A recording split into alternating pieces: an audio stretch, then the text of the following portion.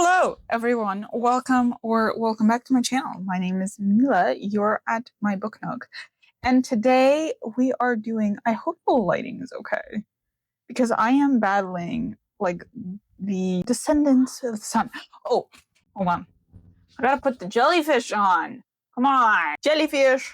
Okay, sorry. Okay.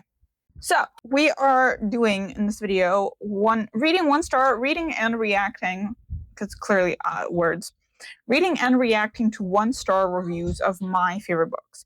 So the first book I have is One Dark Window by Rachel Gillig, and I rated this 5-star, and I read this in 2023, so June 25th of 2023. I was like, I need book 2. So here we go. Okay, so this user writes, and I'll post sections of the reviews, I guess, if they're a long one. So, yeah. Regrettably, One Dark Window wasn't it for me. I have 2 reviews, a constructive one and a silly one. Here is my more sensible take. Why actually, let's read the silly one. Why don't we read the silly one? Here's the short review. Reading One Dark Window made me feel like one dumb bimbo for picking it up. That is, oh my god. They have like 7 paragraphs. That is hilarious. That is so funny. Okay, so that's that, I guess. That is like hilarious, actually. Genuinely the funniest review I have ever read in my entire life. This user says, way too much repetition in this book, aka the main guy always had a smile tugging at his face like a freaky maniac, and the nightmare's voice was always slick with oil.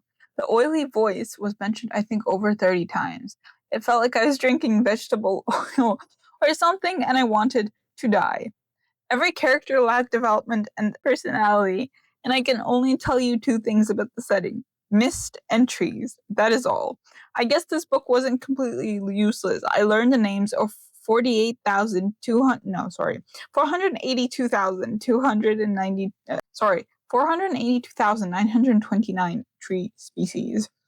That is hilarious, actually. It's really funny. You know, I just realized I was so much more prepared with my other review than I am with this one. So, lovely. Whoa, okay. Someone DNF'd it. That's one thing I can tell you. Okay, someone has a very, very strong opinions. I need to start this review by saying that my friend recommends this to me, and maybe the high expectation led to the ultimate downfall of this book in my eyes. I wish I could love this book, I really do, but as I keep reading, everything gets worse, and not a single point does it get better. Except maybe the last chapter, and even then, it still made me frown. Interesting. The romance! God, the romance is more bland than fucking British food. It's astonishing. That's hilarious. That is actually so funny. Really funny, actually. So thank you for this very funny review. That is too funny.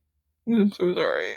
Okay, so the next book I have is The Count of Monte Cristo. And for those that don't know, I freaking love the Count of Monte Cristo. I read all 1,200 pages of it in a month.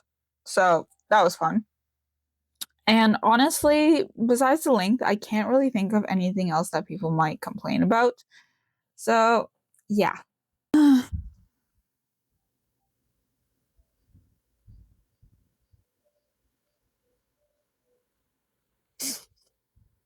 Oh, they might have had like an abridged version, which is still long. Okay. Okay. Here's a short list of terrible things about this book. The length. It is 876 pages. Why? Why though? 2. 1. I have read plenty of hella long books, and I don't take exception to length. I take exception to the fact that it's long for no reason. Every chapter has its own short story, where the end of the story is telegraphed from the first sentence of the chapter. Like the scene where Andrea is escaping through a chimney, and I sat through it in pain going, I literally hate this character. He set fire to his own mother. The outcome is obvious. I'm not remotely invested in the outcome. Why the hell are you making me read so much better? My notes on the chapter where Edmund discovers the treasure island is real and make plans to cart it away say, you never get the sense that anything might have been different. There's never any sense of unease. Monte Cristo is basically indestructible, his own deus ex machina for every plot difficulty. The woman. Oh, the woman. Dumas needs to join the I have never conversed with an actual living woman club, of whom key members include Trollope, Hardy, and Dickens, or Trollope. There's Mercedes, who has no character traits except she is beautiful, and that when she's no longer beautiful, she retires gracefully to die. The love interest is his slave, that he bought because he has a habit of buying people. Yeah, lovely. I mean, yeah, I guess, but I didn't really read it in that sense. You know, he sort of saved her because otherwise she would have been killed, if I remember correctly. I know it's a quirk of translating French novels, but the Monsieur de Villefort, Madame de Villefort, Mademoiselle de Villefort will drive me cracked at the end. Mr., Mrs., Miss is fucking fine. Yeah, because that's the French version of Mr., Mrs., Miss. Yeah. Okay, fine. Jeez. This book was a massive disappointment. So the first 150 pages are fine. They explain how the main character was arrested, escapes, and finds a fortune. Then absolutely nothing happens because there's a 10-year jump skip, like time jump. Okay.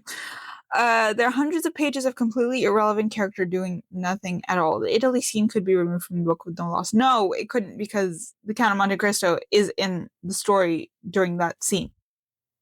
Instead of a tale of talent or revenge, this is a boring tale of dinner parties and small talk in which nothing ever happens. I mean, I love the Count of Monte Cristo, even with its very long tangents, but hey, to each their own, I guess. Okay, the next book I have is The Devils. There are probably some things I can sort of think of with people not liking it, but I can't believe I'm saying this, but I'm so glad this is over. It's fun. DNF. I will let you all know that I'm a person that finishes everything, and I mean everything. I finish bad movies, I sit through awful shows. Most importantly, I read every page of every trashy book I pick up. Why? So I can criticize it with all the facts, and also out of spite. Spite drives me. However, this book is so repetitive and boring, I just couldn't do it. The last book I didn't finish was around 2012 and it's called Beautiful Creatures. This book is worse than that. Have you ever wanted to read a D&D campaign dumbed down to primary school level? Did you also wanted it to be narrated by what reads as a grown joke-obsessed teenager who vaguely resembles the dumbest jokes from Percy Jackson? Boy, do I have the book for you.